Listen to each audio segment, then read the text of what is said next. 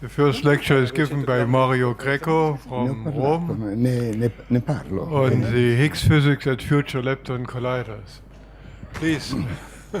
So, it's nice to be here again. Thanks to Harold for the invitation. Actually, yesterday we were essentially in La Tuile with minus 20 degrees centigrade. Now in one day we are at plus 30 degrees. That's why my voice is almost gone.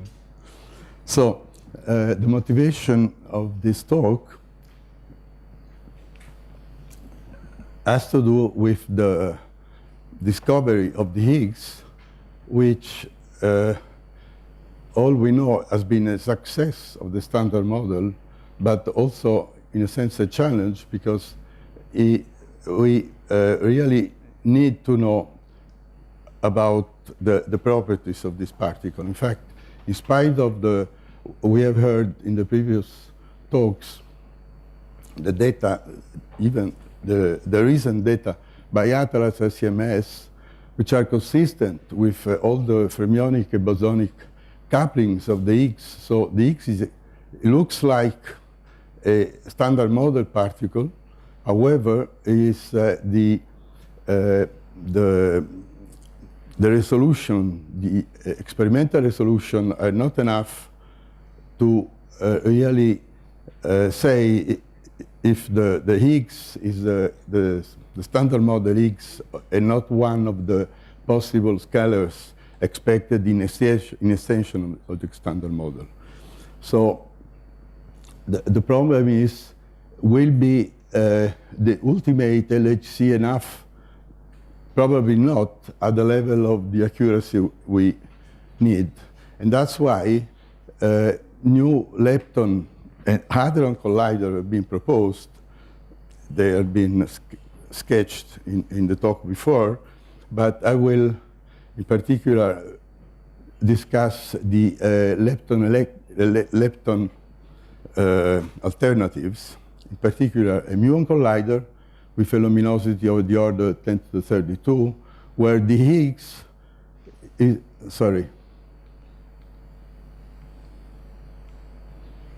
where the Higgs is in the S channel.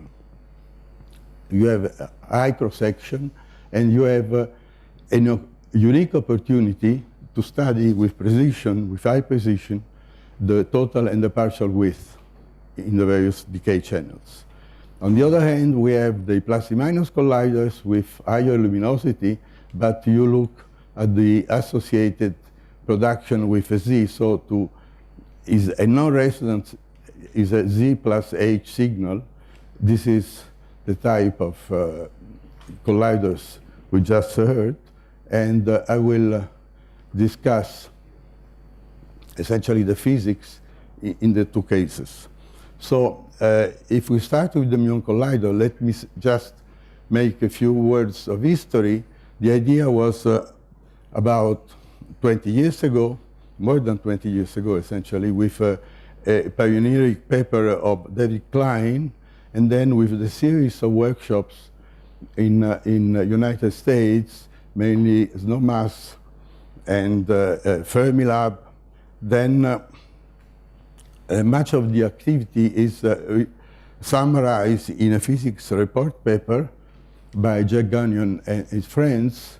And so the main idea was at that time to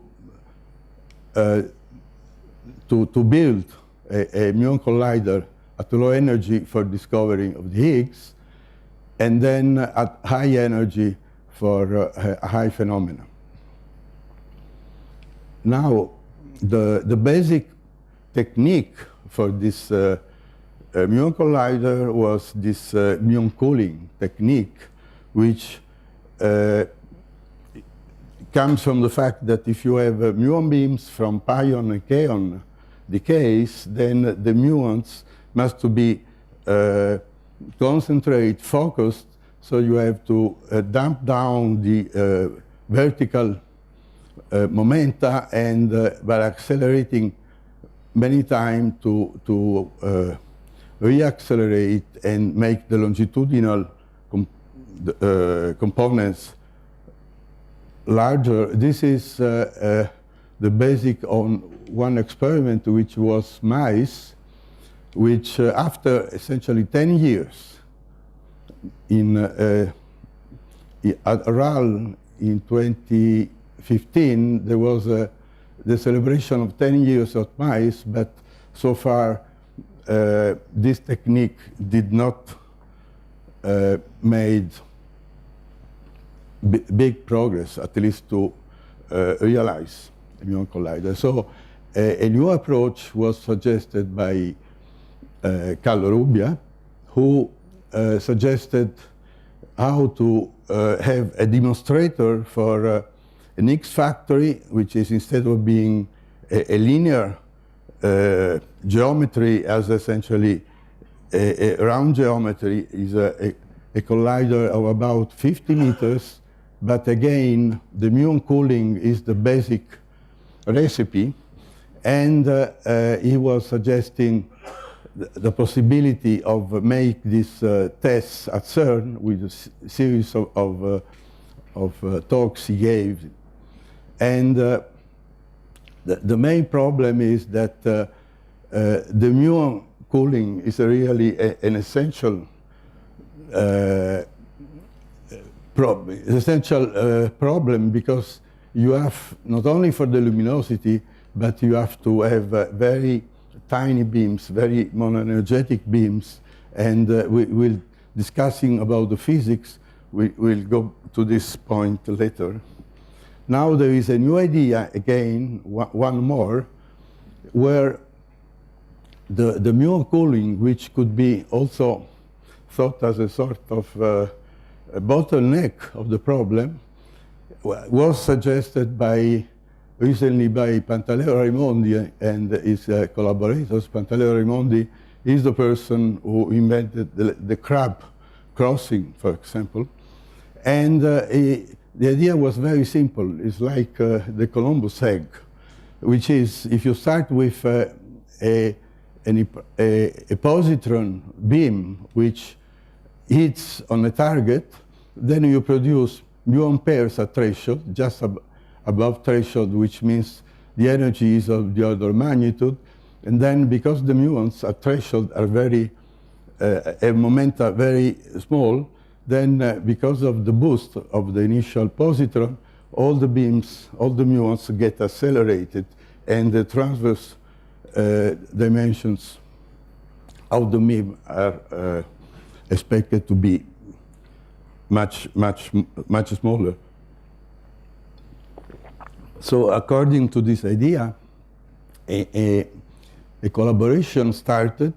It's called Lemma, and was presented recently by Pantaleo Raimondi at the end of December in Rome, but also last week in La Tuile. And so it's called Low Emittance Muon Accelerator, and is a collaboration of many people in Italy, Frascati, various university, INFN sections, and then of course CERN and SLAC and people from Grenoble and LAL and so on. So they have started to do tests, and the idea is to sketch in this in the right-hand side, where you produce positrons, then the positrons are accumulated in a ring. As soon as you get the appropriate intensity of muons, then you of positrons, sorry, on this target you produce the muons, which then get an acceleration. Then just as a design, this ring could be some 6 kilometers long, but it's just an example. Another example is, suppose you want to realize, let's say, a 4 TeV in the center of mass energy, then you can use the LHC site. by using some, as I was suggesting, some superconductive magnets, but also alternated with some normal conductive magnets. Of course, this is just an example, and his words was that the preliminary studies are promising, and of course, I mean, it would be nice if this or a muon collider could be realized before we wait 20, 25 years to understand what the Higgs is made of. So these are the potential luminosity of muon colliders. You can see that this is the circular plus minus colliders, this is the linear collider, and these are how the muons, the luminosity of muons go very high, and they essentially stop here because for radiation problems, you wouldn't believe, but the number of neutrino that you produce with a muon collider will be enough to produce some danger to the people, not only to the people in the world, but everywhere, of course, being neutrino.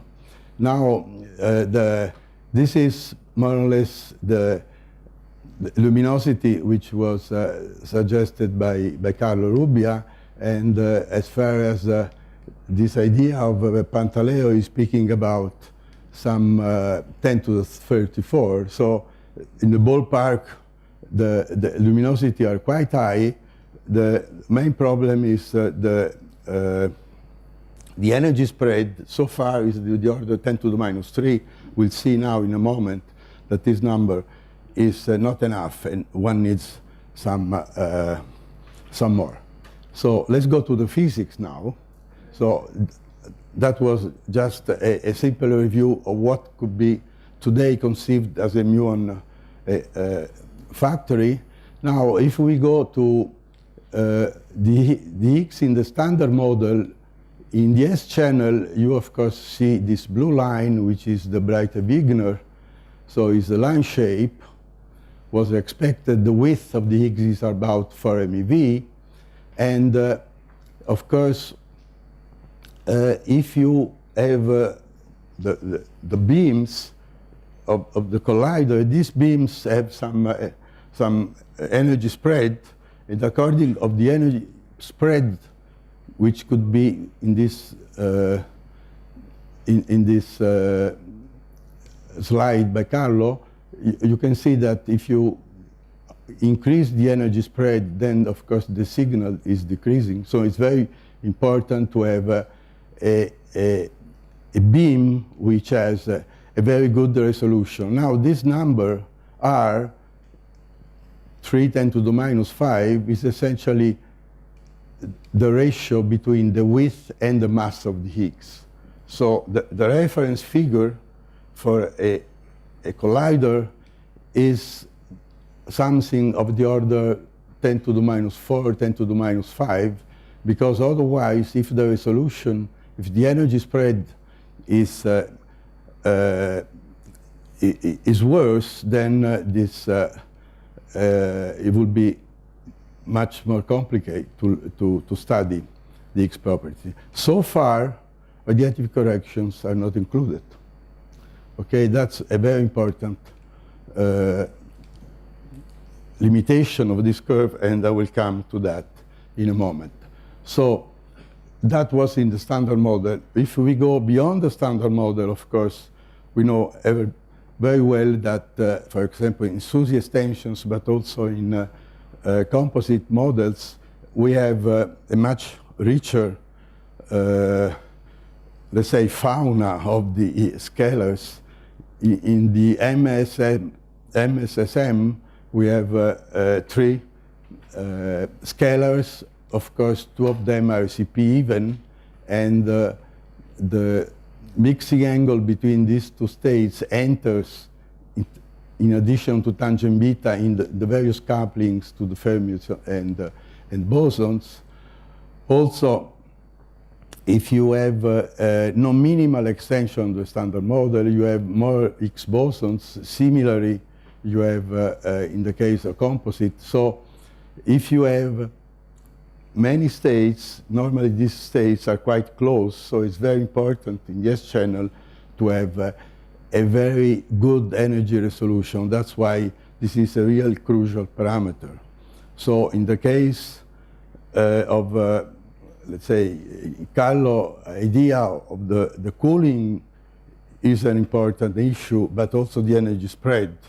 In the case of the other idea, I mean, using these positron beams, again, the energy resolution is very important. So to summarize, when we produce Higgs in the S channel, we can, of course, produce any final state. We can test the universality of the Higgs couplings, and in principle, you have much more precision, and you can study more scalars, and eventually distinguish among various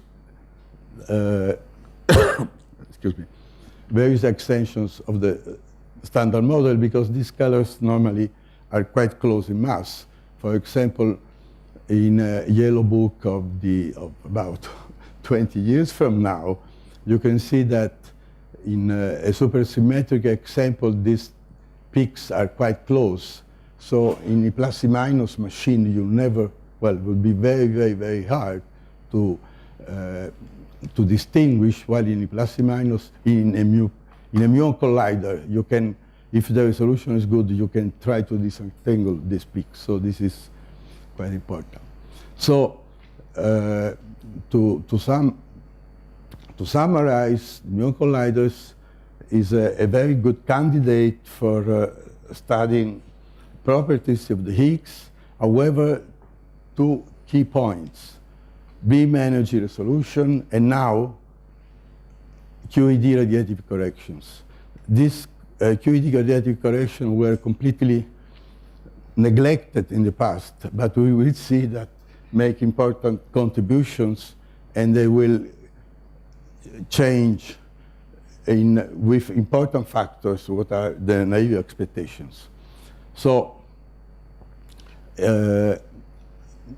I was discussing these properties here for the first time in Singapore in 2005, 2015, and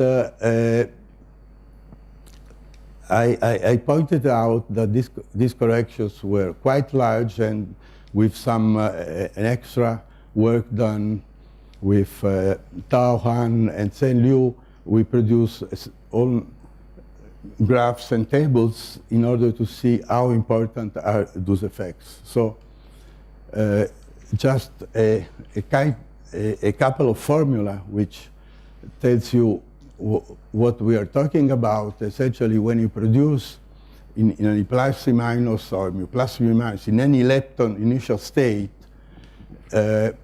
then because of radiation, if you produce an S-channel resonance, then there is a correction factor which is gamma of the resonance divided by m to the power 4 alpha over pi log, total energy divided by the mass.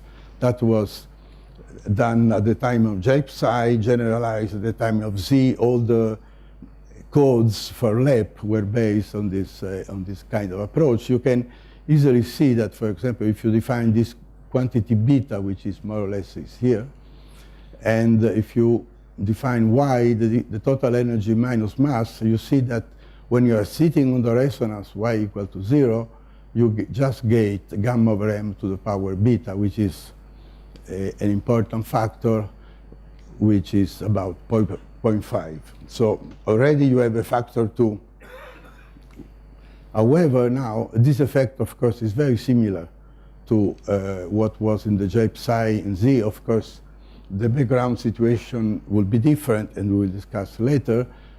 You have to also include, as we were saying before, the beam energy resolution, and then again, a simple formula gives you if sigma is the energy resolution and gamma is the width, depending on the ratio gamma over sigma, you see that the correction factor can change from 0.5, which was the number of before, up to 0.2 when sigma gets larger.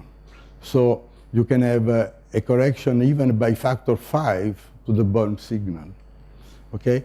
You can see all that very clearly in these graphs. The blue, this is the line shape. The blue curve is the Bragg-Wigner. When you apply only the beam energy spread, you get these green curves. When you include initial state radiation, you see you get immediately a factor 2 here. But as soon as you include initial state radiation and energy spread, you can, you see this huge peak is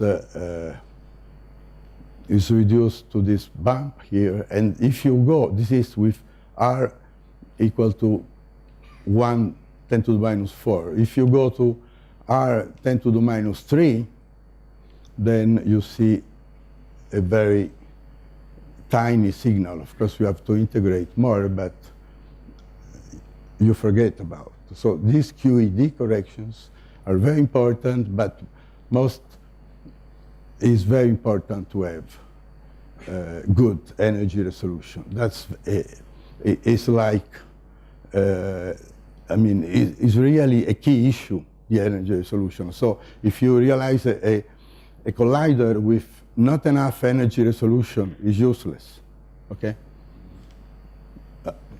In the case of Higgs production, of course, there is a question of background. Then because you will work around here and the Z is there, then there is, of course, a radiative tail which has to be calculated with accuracy. In fact, you see almost a factor 2 refers to poor accuracy in the theoretical structure function. So if you make the right exponentiation up to alpha cube corrections, then you can be sure that the tail, which is the background, that you will find in the Z, in the Higgs region due to Z, is well estimated. That was a previous study of Han and Leo for the background, but they didn't consider this ISR effect, so they were all wrong. So we did the calculation. You can see now, if this is the level, if we look at Higgs going to BB bar, and you don't make any cut on the BB bar final state, then the background can be a factor 5 more bigger than the signal. So you better make cuts on the BB bar system quite close to the X mass, and then you can reduce. So this is the final table for the signal to background. You can see that the background and signal are of the same order, and they again depend, of course, on the energy resolution. So far was the muon collider. Suppose you want to use in a plus and minus collider in the S channel. In a moment we are talking about associated Z production, but in the S channel, with the expected resolution, essentially you don't see nothing, of course. You can just make some limits on the Yukawa coupling to the electrons, but that is not known. So I would practically, I have concluded so far, as far as the muon collider are concerned. Let's now have a look to the plus and minus colliders, which is the FCC type or CPC type. We were saying that these are huge, long, long colliders, and because the S channel cannot be used, the main signal comes from this associated production plus fusion, Z and W fusion, T associated T production. Now, if this is the main close to the threshold, this is zoomed, the signal that you probably have seen, which is in all FCC workshops, you'll find this curve. Once more, this curve does not include initial state radiation. This means that based on this curve, you can have people could have told you that you can make X physics with per mil accuracy based on this working here, but this is wrong. Again, if you take into account initial state radiation, because you are running very close here, very close to the threshold, then every time that you emit radiation in this region, the effective cross-section is quite sensitive to, people have totally forgotten what they have measured at lab.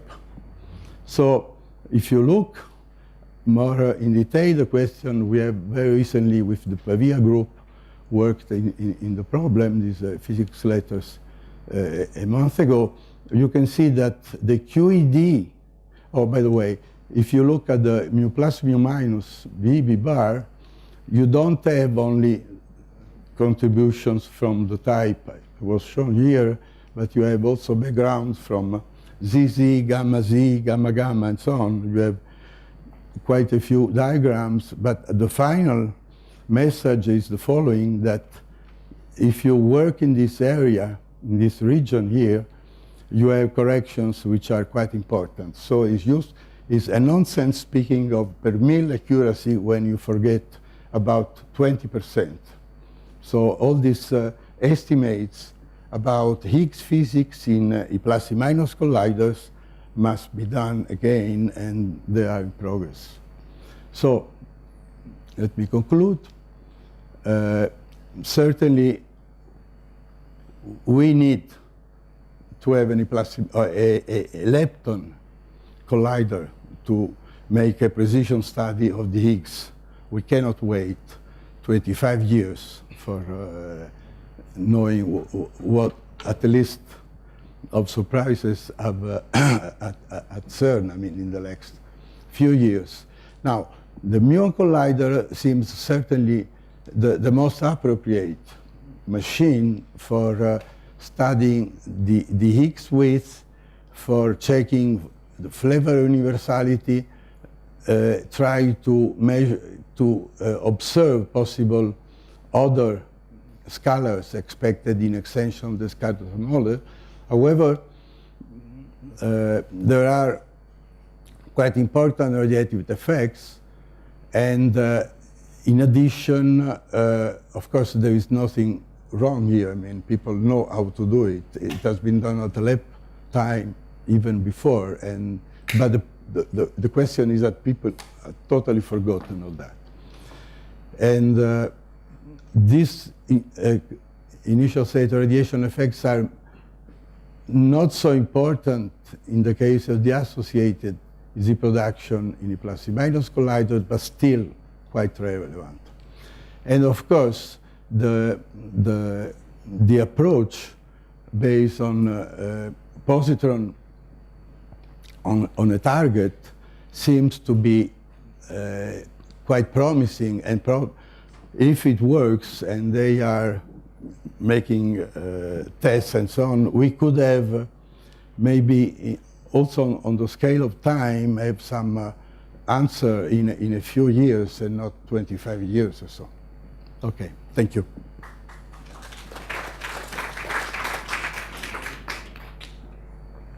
Opinion? I find absolutely fascinating this work. And let me just outline just an idea in the direction. I always look at astrophysics, where this thing can eventually be applied. In gamma ray burst, we know for certain that all gamma ray bursts are accelerated by E plus E minus plasma, optically thick E plus E minus plasma, which reach very high gamma. In the higher energy gamma ray burst, we see only in the higher energy, I will show in my lecture, of the order of 100 JeV radiation. Therefore, is the transition to mu plus, mu minus, and all this. And this is observed regularly. Yeah. Therefore, it could be very fascinating if we are seeing precisely this effect. I will show this in my talk. Okay, one more. Well, I just wanted to make a comment that this is not forgotten to include ISR effects in E plus E minus simulations, because all the simulations, be it Higgs physics or top physics, or also BSM searches that have been done for the conceptual design report, the technical design report of ILC, or the documents for the letters of intent for ILD and SID detectors, as well as the conceptual design report for CLIC. Always initial state radiation has been included in all of the simulations. Well, it could be, but for example, it was in Berlin last year and there was no mention at all of this. And even the figures that you read on the yellow books, normally they say initial state radiation, of course, are important, but nobody is taking seriously of them. And the estimates of the precisions are wrong. I cannot comment in detail on the simulations for FCCE.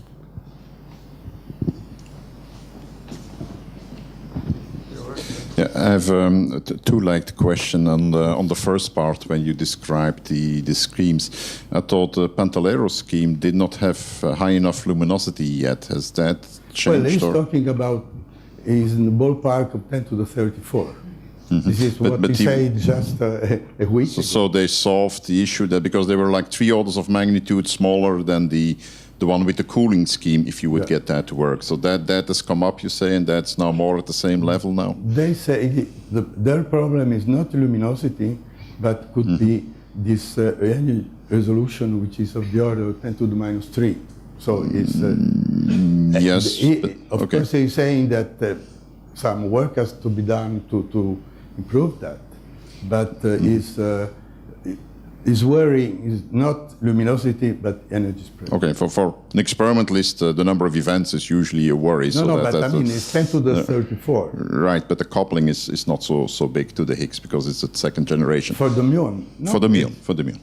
But then the other question, just as a comment, if you don't have much time, is that there is another aspect which one should look at if one looks at these muon colliders, and that's the detector. Because the detector detect the experiment. Because the experiment really gets a large flux of decaying products from muons through it. And it's, I remember like 10 years ago, it was very challenging, I should put it like that you get actually to do clean physics with that. It's not at all like E plus E minus physics. It's a full detector of stuff, and then you have to find your things in there. Not saying it's impossible, but I think when one does this exercise of finding a good accelerator, one should also keep in mind one should find good detectors for measuring there. I am not expert. No, it's just a comment there.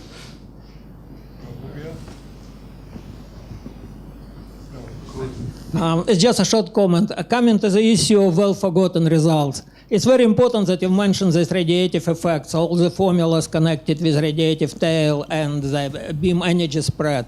Just to say that in the same year, 1975, Lev Lipatov, Arkady Van Steen, and myself, we wrote all similar formulas and applied it to GSI, the determination of the parameter of GSI meson.